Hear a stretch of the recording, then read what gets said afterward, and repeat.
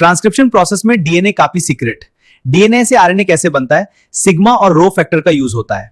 हर जीवाणु के अंदर जीवन की पूरी जानकारी डीएनए में छुपी हुई, लेकिन सवाल है यह जानकारी बाहर कैसे आती है।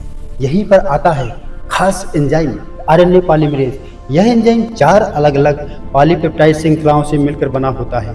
अल्फा सबयूनिट्स पूरे एंजाइम को जोड़ने और स्थिर बनाने का काम करते हैं। बीटा सबयूनिट्स न्यूक्लियोटाइड्स को जोड़कर आरएनए चेन का निर्माण करता है और बीटा प्राइम डीएनए को मजबूती से पकड़कर इस प्रक्रिया को संभव बनाता है। इसी प्रकार इन सभी को मिलाकर बनता है कोर एंजाइम।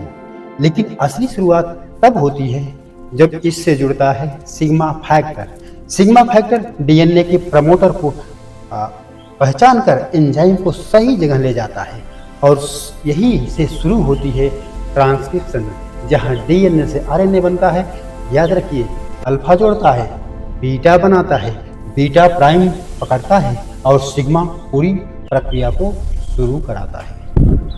लेकिन सवाल है, sigma factor DNA double standard होता है और डीएनए के एक स्टैंड से आरएनए बनाने के प्रोसेस को ट्रांसक्रिप्शन कहा जाता है।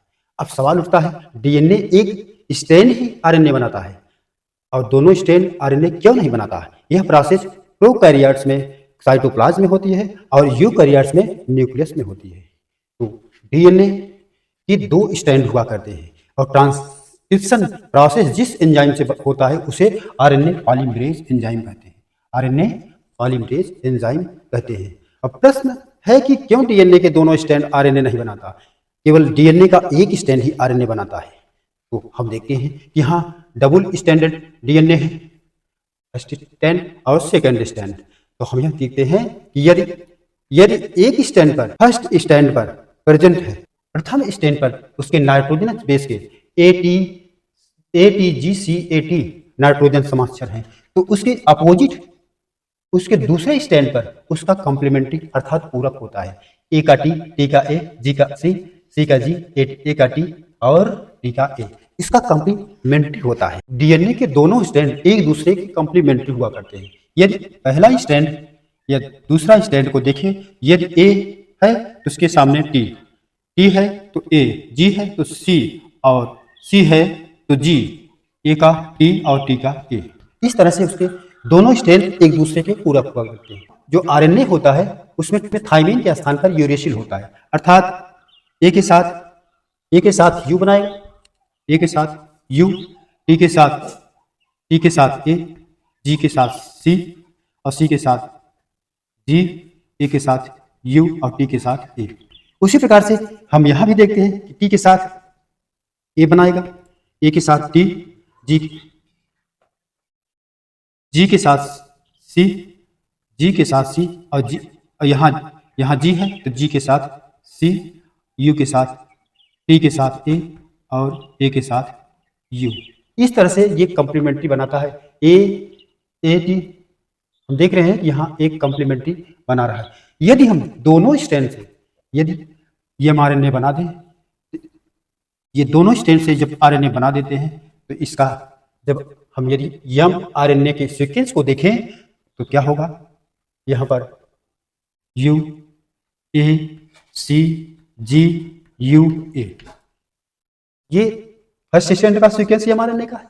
उसी प्रकार से यदि हम मान लें कि डीएनए के दोनों स्ट्रैंड से कॉम्प्लीमेंट्री स्ट्रैंड से मान लीजिए ये 3 to 5 डायरेक्शन में है और ये 5 to 3 डायरेक्शन में है।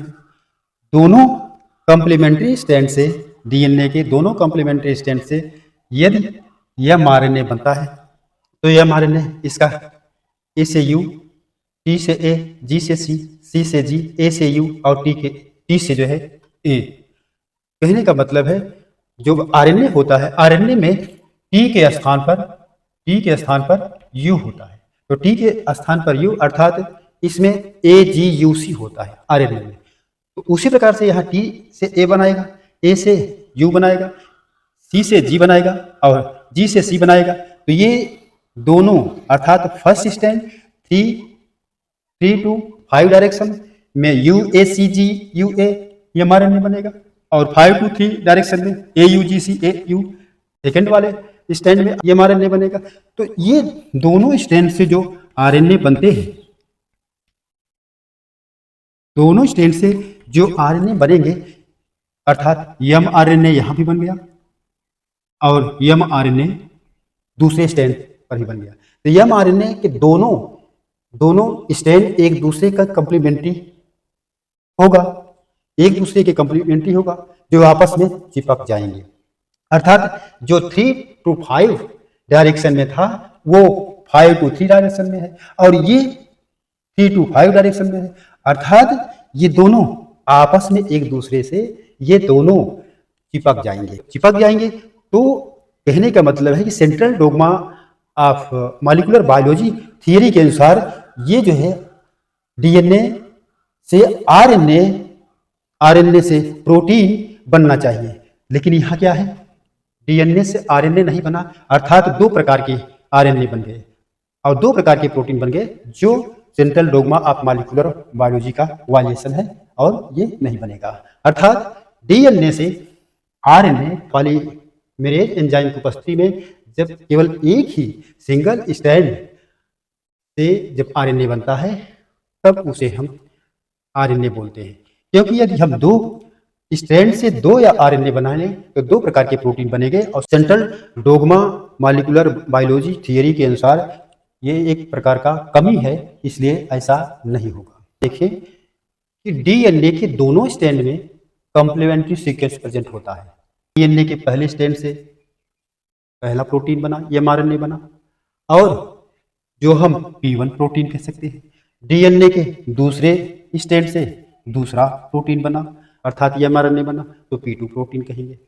अब ये डीएनए के पहले स्ट्रैंड से पहला mRNA और डीएनए के दूसरे स्ट्रैंड से दूसरा mRNA बना, तो इसमें हम यूं कह सकते हैं कि डीएनए से जब आरएनए बनता है तो वहाँ आरएनए पॉलीमरेज एंजाइम की उपस्थिति के कारण होता है और डीएनए के एक ही स्ट्रैंड से आरएनए का निर्माण होता है, तभी जो है वो प्रोटीन को कोड करता है, आरएनए से प्रोटीन बनता है। लेकिन ऐसा नहीं है।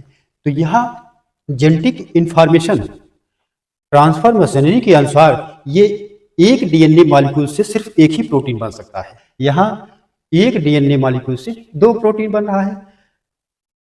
जब एक डीएनए मॉलिक्यूल से सिर्फ एक ही प्रोटीन बन सकता है, डीएनए के दोनों साइड से अलग अलग mRNA बनते हैं, तो 2 टाइप के अलग अलग प्रोटीन बनेंगे, जो जेनेटिक इंफॉर्मेशन ट्रांसफर मशीनरी के लॉ को वायलेट कर रहा है या उसके कानून को उल्लंघन कर रहा है और उसके अगेंस्ट जा रहा है। अर्थात डीएनए मॉलिक्यूल से सिर्फ एक ही टाइप का प्रोटीन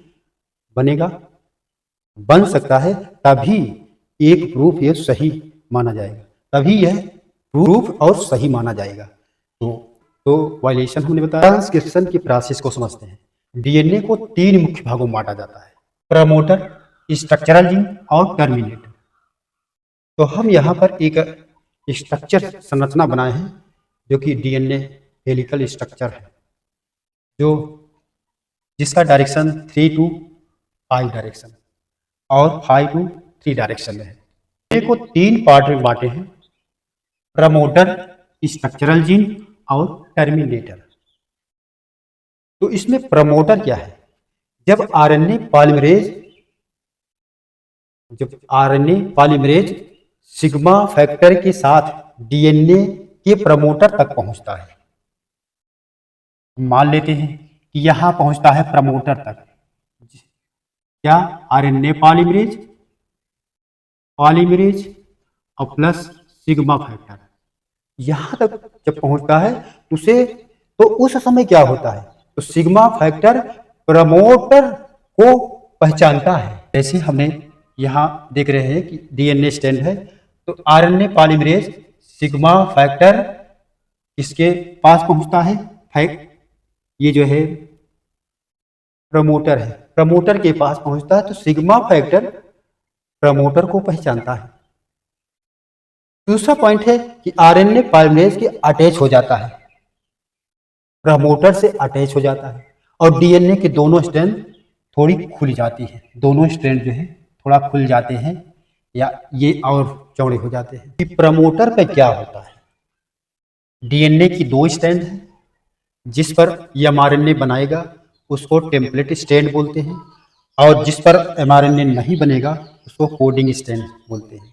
जो एमआरएनए बनता है वो डीएनए के 3 to 5 डायरेक्शन के अपोजिट बनता है एमआरएनए, अर्थात ये 3 to 5 डायरेक्शन है, तो जो एमआरएनए बनता है वो 5 to 3 डायरेक्शन में एमआरएनए बनेगा, और वो भी स्ट्रक्चरल जीन पर है, जो एक स्पेसिफिक रीजन होता है उसी पर बनता है।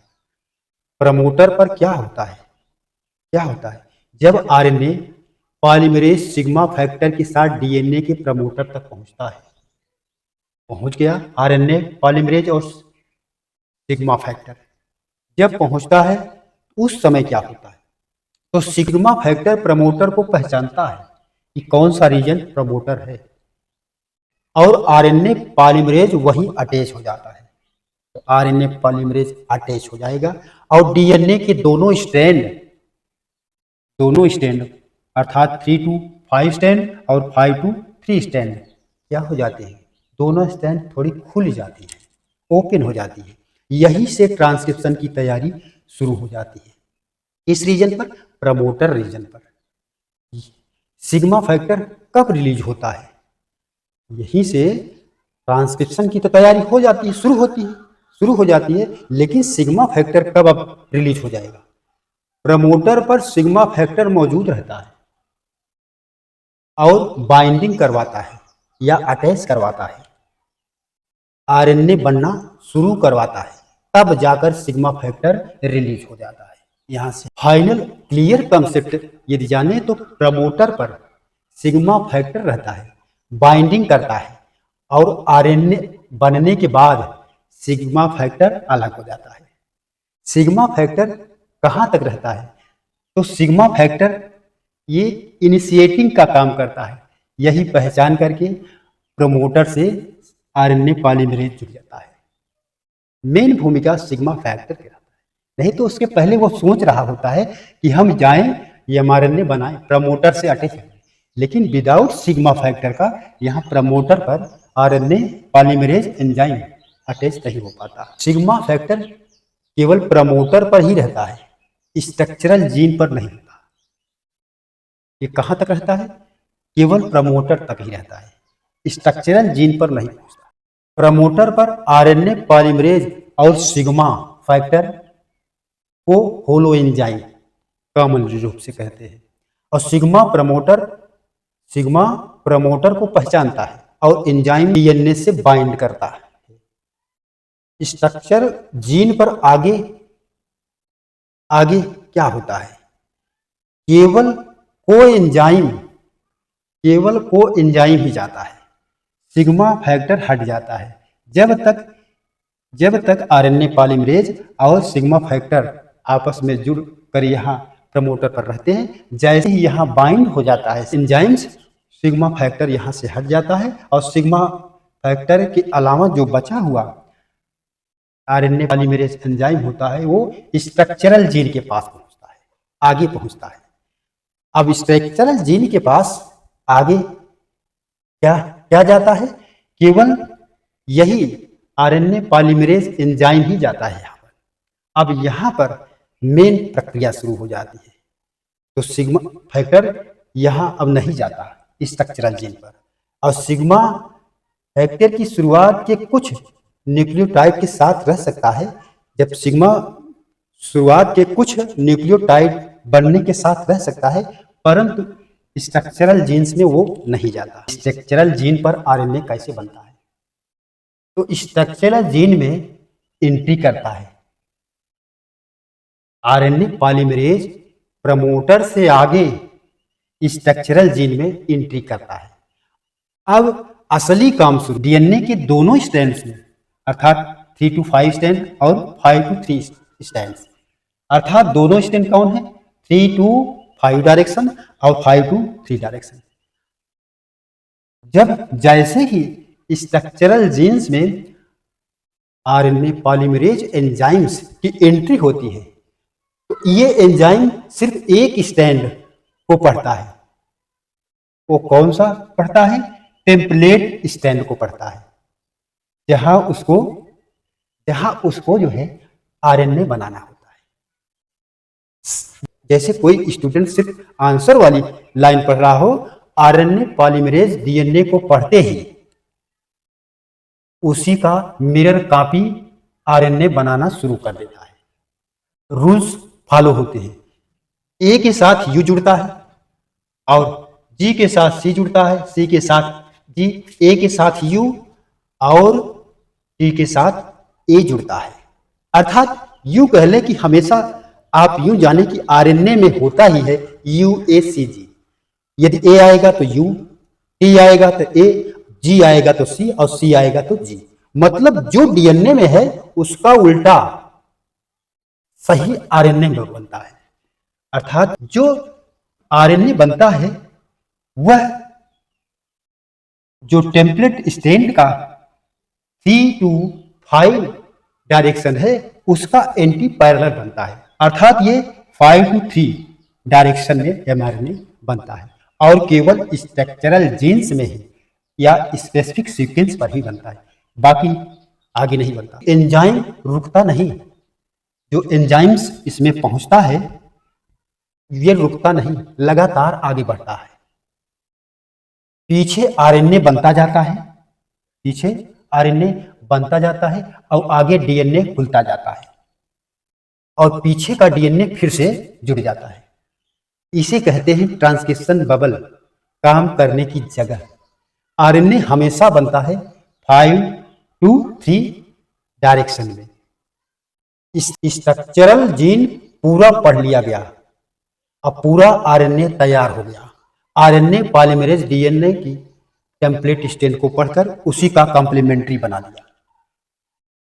अर्थात कॉम्प्लीमेंट्री बना दिया, ए का यू, जी का सी, सी का यू, एम का ए का यू, टी का ए, कॉम्प्लीमेंट्री बन गया और टेम्पलेट स्टैंड का एंटी पैरेलल आरएनए का स्टैंड बन गया। यो हम कह सकते हैं आरएनए पॉलीमरेज डीएनए की टेम्पलेट स्टैंड को पढ़ करके उसी का कॉम्प्लीमेंट्री आरएनए बना देता है। उसी का कॉम्प्लीमेंट्री लगातार और तेजी से आरएनए बनाता है, लगातार और तेजी से बनाता है। डीएनए किताब है, डीएनए किताब है, आरएनए उसकी लाइव कॉपी है और पॉलीमरेज उसका जिराक्स मशीन। डीएनए खुद बाहर नहीं आता, आरएनए पॉलीमरेज उसकी फोटोग्राफी बनाकर भेजता है। स्ट्रक्चरल जीन पर आरएनए पॉलीमरेज डीएनए के टेम्पलेट स्टैंड को पढ़ करके कॉम्प्लीमेंट्री आरएनए का निर्माण करता है, कॉम्प्लीमेंट्री आरएनए का निर्माण करता है, जो 5 to 3 डायरेक्शन में इलांगेशन द्वारा बनता है। टर्मिनेटर क्या है? डीएनए का वह खास हिस्सा है जहां आकर के आरएनए पॉलीमरेज को रोकने का सिग्नल मिलता है। जैसे ही enzymes RNA polymerase enzyme terminator में प्रवेश करता है, वैसे ही rho factor RNA polymerase enzyme से जुड़ जाता है। रो फैक्टर तो टर्मिनेटर डीएनए का वह खास हिस्सा है जहां आकर आरएनए पॉलीमरेज को रोकने का सिग्नल मिलता है। इसका काम आरएनए बनना बंद करना, आरएनए पॉलीमरेज को रोकना, आरएनए को रिलीज करना होता है। टर्मिनेशन के 2 तरीके हैं, रो इंडिपेंडेंट हो, बिना रो के हो सकता है। डीएनए में एक खास सीक्वेंस होता है, आरएनए में हेयर पिन लूप या पिन स्ट्रक्चर बन जाता है, एंजाइम रुक जाता है। लेकिन सिंपली तौर से देखें तो आरएनए खुद ही एंजाइम को रोक देता है। रो डिपेंडेंट अर्थात रो फैक्टर अगर साथ में हो तो यहां आता है रो फैक्टर एक प्रोटीन हेलिकेज जैसा काम करता है। रो फैक्टर अर्थात रोने लगता है। कैसे काम करता है? रो आरएनए पर बाइंड करता है, आरएनए पर बाइंड कर लेता है, अटैच हो जाता है। एटीपी की एनर्जी से आरएनए के साथ आगे बढ़ता है, आरएनए पॉलीमरेज तक पहुंचता है, उसे डीएनए से अलग कर देता है। ये डीएनए से ही अलग कर देता है आरएनए को और परिणाम है कि आरएनए बाहर रिलीज हो जाता है और प्रोसेस खत्म हो जाता है। तो फाइनल फ्लो में कहें कि रो आया, हेयर पिन बने और आरएनए पॉलीमरेज रुके और आरएनए रिलीज हो गया। अल्ट्रा सिंपल लाइन में यदि हम कहें कि टर्मिनेटर स्टॉप हो गया रो फैक्टर के कारण, एंजाइम को हटाने वाला वर्कर है ये। प्रमोटर से game start all over point पर हम यदि डिस्कस करें तो प्रमोटर का काम होता है आरएनए पॉलीमरेज सिग्मा फैक्टर के साथ आता है, सिग्मा फैक्टर इनिशिएट करता है और आरएनए एंजाइम्स प्रमोटर से जुड़ जाता है। अब यहाँ यहीं से शुरू होता है कोडिंग। अंत में जब जुड़ जाएगा तो एंजाइम्स स्ट्रक्चरल जीन के पास आता है। स्ट्रक्चरल जीन के पास जैसे ही न्यूक्लियोटाइड बनना प्रारंभ करते हैं या कुछ बने होते हैं, वैसे ही सिग्मा फैक्टर प्रमोटर से रिलीज हो जाता है, निकल जाता है। अब यहाँ सिग्मा नहीं रहता स्ट्रक्चरल जीन में, और ये जो एंजाइम्स होता है, यह एंजाइम्स टेम्पलेट स्टैंड को रीड करता है। रीड करने के दौरान इसके एंटी पैरेलल, टेम्पलेट स्टैंड के एंटी पैरेलल ये एमआरएनए को बनाना प्रारंभ करता है। टेम्पलेट स्टैंड का जो टेम्पलेट स्टैंड जो सिग्मा फैक्टर होता है, सिग्मा फैक्टर जैसे ही इनिशिएट करता है, एंजाइम्स को जोड़ देता है, वैसे ही इसके दोनों स्टैंड ओपन हो जाते हैं। और जैसे ही एंजाइम्स स्ट्रक्चरल जिनके पास आते हैं, वहाँ टेम्पलेट स्टैंड जिस स्टैंड पर डीएनए के जिस स्टैंड पर ये आरएनए बनता है उसे हम टेम्पलेट स्टैंड कहते हैं, और डीएनए के जिस स्टैंड पर आरएनए नहीं बनता है उसे हम कोडिंग स्टैंड कहते हैं। जब आरएनए बनना शुरू करता है तो यहाँ इसके यह जो है 5 to 3 डायरेक्शन में बनता है। अब यहाँ यूं कह लें ये टेम्पलेट स्टैंड के एंटी पैरेलल होता है। अब यहाँ ये ए को यू से कोड करता है, जी को सी से, इस तरीके से ये कॉपी करता हुआ ये एमआरएनए बनना शुरू कर देता है। अब क्विकली बनने के फलस्वरूप यही सिग्मा एंजाइम जो है टर्मिनेटर में पहुंचता है, वहां पहुंचने पर रो फैक्टर जुड़ जाता है। रो फैक्टर जैसे ही जुड़ता है एंजाइम स्टॉप हो जाता है, अर्थात ये एमआरएनए का बनना स्टॉप हो जाता है।